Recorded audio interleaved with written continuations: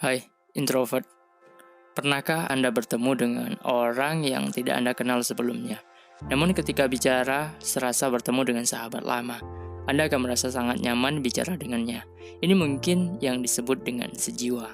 Dunia ini seperti magnet, kehidupan akan menarik orang-orang yang sefrekuensi dengan kita. Dan saat mengobrol dengan mereka, kita bisa lupa waktu.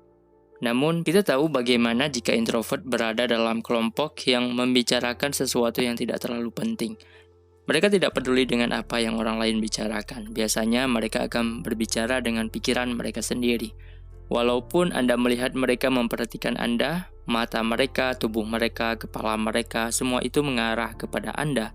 Namun, percayalah, jika Anda membicarakan sesuatu yang tidak dianggap penting oleh introvert, mereka tidak mendengarkan Anda.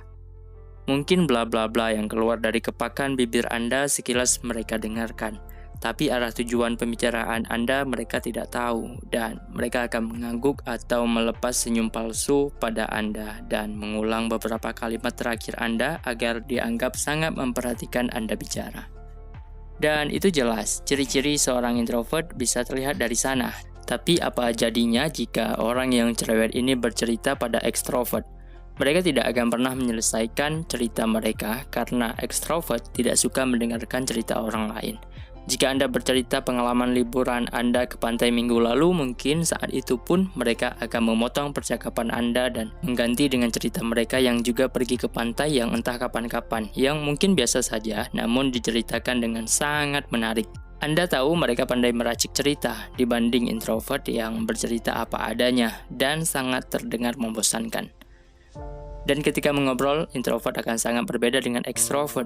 Mereka akan menunda-nunda untuk menanggapi sebuah topik. Biasanya mereka akan mendiskusikan di pikiran mereka terlebih dahulu. Apakah ini penting? Apakah ini menyinggung? Dan seringkali mereka tidak punya waktu yang tepat untuk benar-benar mereka ungkapkan. Dalam proses menunggu waktu yang tepat ini, tubuh mereka memberi tanda-tanda. Mereka akan sedikit aktif dari sebelumnya. Mereka akan mengubah posisi tubuh mereka, memperbaiki rongga mulut seperti batuk kecil, menggenggam jari-jari tangan, atau menarik nafas lebih dalam. Ini semua upaya mereka untuk merilekskan tubuh agar dapat mengungkapkan isi pikiran mereka dengan sukses. Karena untuk mengatakan sesuatu yang perlu didengarkan itu sulit bagi introvert. Ini seperti Anda berdiri di ujung jembatan dan beberapa menit ke depan giliran Anda melompat.